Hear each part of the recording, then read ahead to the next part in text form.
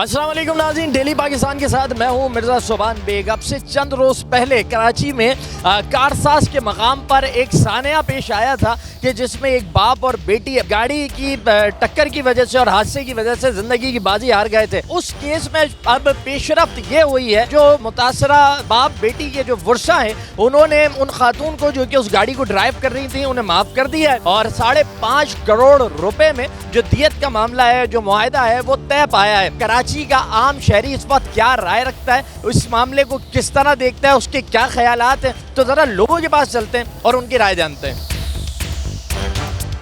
5.5 करोड़ रुपए में दियत के साथ जो है वो मामला सेटल डाउन हो गया।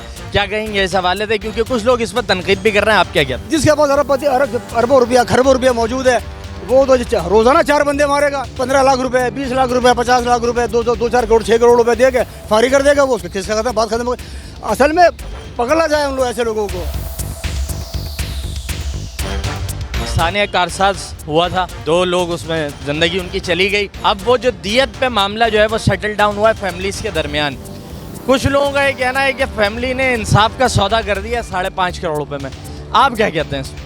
देखिए, अगर अकॉर्डिंग टू द शरीयत बात करेंगे तो शरीयत तो ये कहती है कि अगर मकतूल के घर वाले राज़ी हैं और वो दियत ले सकते हैं तो वो दियत ले सकते हैं। कुछ लोग ये कहते हैं कि जी फैमिली को प्रेशराइज किया गया है। अगर प्रेशराइज करके दिया गया तो डेफिनेटली फिर वो दियत नहीं होती, फिर वो इंसाफ का कत्ल होता है। एक सवाल लोग ये भी उठाते हैं कि हमारे यहाँ जो अमीर लोग होते हैं, क्योंकि अभी यही बात कही गई कि अमीर दियत लेके चला जाता है और गरीब फंसा रह जाता है।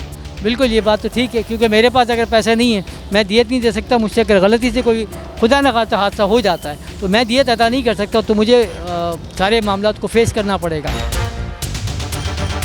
जो दियत का मामला है वो शरई एतबार से साबित शुदा है और ये मामले को इसी तरह देखा जाता है। सोशल मीडिया पे कुछ लोग तनकीद भी कर रहे हैं कि जनाब फैमिली ने सौदा कर दिया। आप क्या कहते हैं इस हवाले?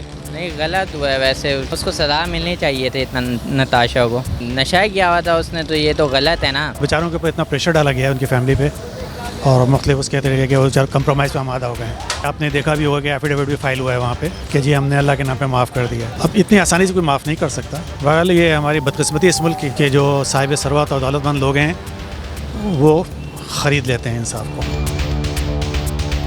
यहाँ पे जिसकी जितनी पावर है, सही है, वो उतना बड़ा क्राइम कर सकता है। हमारे मुल्क में लॉ एंड ऑर्डर की सिचुएशन आपको पता है, सही है, जिसकी जितनी पावर है वो उतनी बदमाशी कर सकता है। कुछ लोग कह रहे हैं कि दियत की रकम लेना, ये 5.5 करोड़ रुपए लेना, ये जो है वो उन्होंने सौदा किया अपने प्यारों के खून का, जबकि दियत जो है वो शरई एतबार से है, आप ले सकते हैं, फैमिली राज़ी हो तो फिर लोगों की क्या तनकीद जायज़ है? ये दियत ले सकते हैं, लेकिन आप अगर अंदर से आप गवारा करते हैं, आप खुद से राज़ी हैं, लेकिन यहाँ पर आपको पता है आप नहीं लेते, आप उससे भी जाएंगे।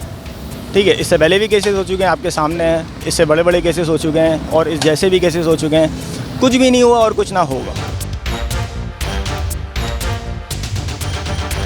जितने भी लोगों से हमने यहाँ बात की है तो हर फर्द इस मामले के ऊपर कहीं तनकीद करता, कहीं निज़ाम के ऊपर सवाल उठाता नज़र आया है। लोगों की राय आपके सामने है, कौन ठीक है और कौन गलत है ये फैसला आपने करना है। प्रोग्राम का वक्त इख्तिताम को पहुँचता है। मिर्ज़ा सुबान बेग को इजाज़त दीजिए। अल्लाह निगहबान।